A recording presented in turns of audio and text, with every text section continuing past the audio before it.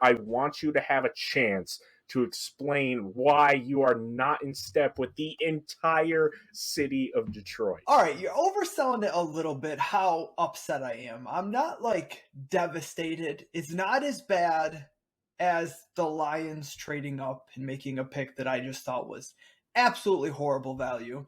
See, something Troy Weaver has done that I'm not sure the Lions understand is he has maximized value this draft. Which is to me is the most important thing overall. What I like about this is even if there's a difference in opinion on projecting a player, how I have a player ranked or how someone else may have a player ranked, it's all about value, right? But I am very worried, and I want Pistons fans to be careful what they wish for, because they got what they wish for. And they mocked the Kings. And this is, of course, it's the meme, right? The Kings can do no right. And everyone that goes after the King is going to be the Kings pick is going to be a surefire star. And I think that may be true. Unfortunately, I think that may be the player that went 2 picks after the Kings picked. We wanted Ivy as a fan base. Our fan base wanted Ivy. Obviously, our team wanted Ivy. I am speaking for most fans because it was the absolute consensus. They wanted Ivy to fall here. I'm not saying it's every fan, but I have seldom seen a fan base in such lockstep. I would say that if you were to poll fans on the pick, we're like a 96% like approval of Ivy as the pick, which that's unheard of. Like that just doesn't happen in sports. So when a team's fan base likes a player this much, it's ecstasy throughout. It's just complete, pure, unbridled excitement. And I wish I could share in that. The problem is Jaden Ivey scares the crap out of me. I think there's a lot of red flags. And I don't want to be a Debbie Downer. I don't want to be a Debbie Downer on such a great day. I don't. But right now, as an NBA player, and I know he hasn't taken a single dribble on an NBA court yet, but he sucks. And the reason he sucks is a few clear and obvious reasons. So fast. Listen, and he can become a great player. And of course, we hope he does. Maybe he becomes Derrick Rose, as you would know all about. But right now, he doesn't have a shot, which is the probably most important thing in the NBA. And he doesn't play any defense. So we're sold on this idea of he has this incredible upside. He's super athletic. He's fun to watch. But you're talking about a guy that at Purdue had the ball in his hands all the time, had an offense that was catered to him, had a ton of freedom in that offense, which I know you don't like Matt Painter. I know you don't like Matt Painter. I just straight up disagree because they force-fed Zach Edey into their offense when he shouldn't have. His usage rate was 27%. That is extremely high. That's fine, but his skill set needed an open paint, and that's not how that offense was run. Well, we just drafted Jalen Duren, and we have Isaiah Stewart, so it's not like we're not going to try to feed the post. High screens, homie. Cade Cunningham needs the ball a lot more than we're going to give Jaden Ivey the ball. Cade Cunningham needs to be the guy with the ball. Jaden Ivey was never going to be the primary ball handler anyway. That was never going to be the case. Of course, but he thrives when he is. The problem is he's a volume shooter that is not a high percentage shooter. And again, I know that fans don't generally care about this, and he has the athleticism. Maybe he can improve there, but he is bad on defense. And we have seen what a superstar that is bad on defense can mean in the NBA. I look to Ja Morant, and let's not make any bones about it. There's a lot of comps there.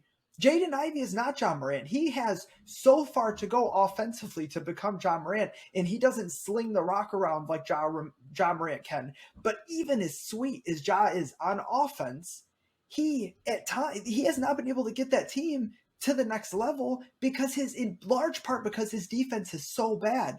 And Jaden Ivey has to get to that point. Jaden Ivey can't shoot the ball right now, and people want to talk about his mid-range. His mid-range concerns me less than it does most people because I don't really want him taking a lot of mid-range shots. Nobody does that. I don't want to be what the Suns were this year. It's an inefficient shot. We know that.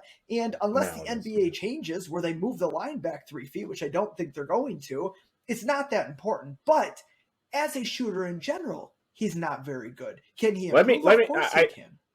I have a comp, and there's a few things. So first and foremost, obviously, the primary point that I would argue with is that I don't know if there's anybody in the top 5 that has the least amount of pressure that Ivey's going to have. Cade, especially just being the rookie season that he had, and also just his demeanor about it. I just think this is perfect for Ivy. Like, out of all of those 5 spots, if you're thinking about this from the player's perspective, there is no better spot for him. There just isn't. It's in a city that is going to embrace him with everything. He's crying. He's talking to Spike Lee, trying to tamper with him, and he's like, "Nah, fam, I'm going to Detroit." Detroit basketball. He's tweeting that out and everything. Everyone's going to love him. And he's going with a rookie who was the number 1 overall pick and by far the city's favorite player now, and it's not close. So there's no pressure there. What I would hope is that he is going to have the sort of, it's obviously got to be higher because he is the number 5 overall pick. But I look at a player like Ayo Dosunmu, who I know you and I did not like at all coming out of Illinois. But he actually had a surprisingly effective season with the Chicago Bulls. Now, obviously, Dosunmu is very different because he was picked much later, and he's on a roster that is more ready-made. But you want to see that sort of assertiveness. That's more of what I care about. I don't care about his shot per se, because Cade is the primary ball handler and will get him open shots. He doesn't need to make his own shot. You obviously you give the Ja Morant example. What I would counter with that is that Ja Morant is the Cade of his own team. Ivy will not be that. He'll never be. That's just never going to be what his role will be. And so there's a very big difference in the type of thing that you can expect from Ivy. What you want to expect from Ivy is he takes pressure off of Cade in offensive sets. And that is going to help out a lot when you have 2 giant trees down there, whether it's Stewart and Duren or potentially DeAndre Ayton, which I am with you. I am not a super fan of DeAndre Ayton either. But having this sort of rim running type of offense, it's exciting. I'll be honest. Like, the Detroit Pistons out in the open court is going to be a sight to see, and I'm really amped about that. Man on a mission, I'ma get it. You know I be on a what?